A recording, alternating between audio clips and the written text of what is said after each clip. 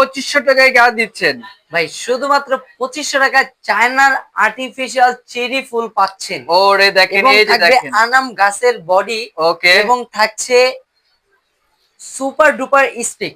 আচ্ছা, সুপার ডুপারে কিন্তু স্টিক থাকতেছে। এই যে দেখেন কত সুন্দর একটা গাছ, কিন্তু এটা কিন্তু কালার কাস্টমাইজ করে উনি কিন্তু নিতে পারবে।